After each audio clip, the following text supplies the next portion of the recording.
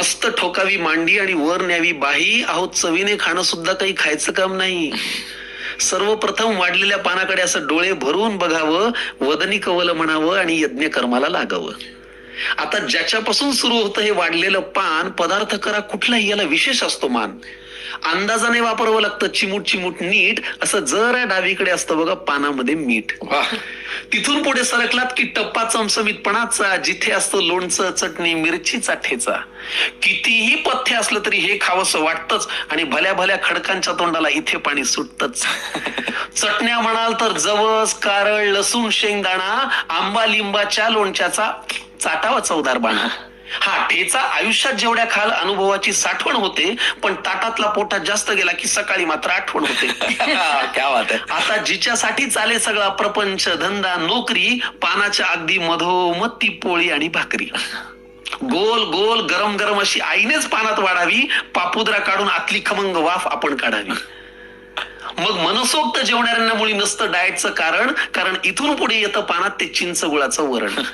मग बाजूला कोणी याची चिंता आपण का करावी, अशी वरणात पोळीत कुस करावी आणि फुरकी मारावी. छान. याशिवाय हे बिचार पोट काय दुसरं मागतं. हा, पण चांगली भाजी करायला मात्र कौशल्यपणाला लागतं. चिरलेली, निवडलेली, वाफवलेली किंवा भरलेली. काहींच्या घरी तीही पण असते हो, कालची थोडी उरलेली.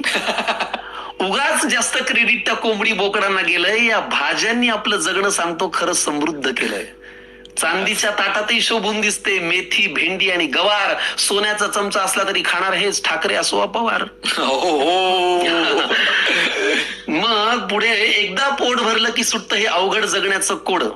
एकदा पोट भरलं की सुटतं हे अवघड जगण्याचं कोड. पण मन भरायला लागतं ना मंडळी या देहाला गोड. मग एवढं जेवणही राखावं बरं आग्रह करणाऱ्याचा मान, आणि चाटून पुसून स्वच्छ करावं ते वाढलेलं पान. मग ढेकर देऊन पलंगावरती देह टेकवावा थोडा, इतक्यात कोणीतरी आणून द्यावा लवंग खोचलेला विडा.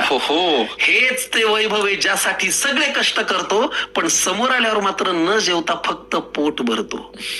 त्यामुळे हे रक्त पिणारं यंत्र तुमचं जरा बाजूला ठेवत जा, आणि पानावर जेव्हा बसाल ना मंडळी तेव्हा मन लावून जेवत जा.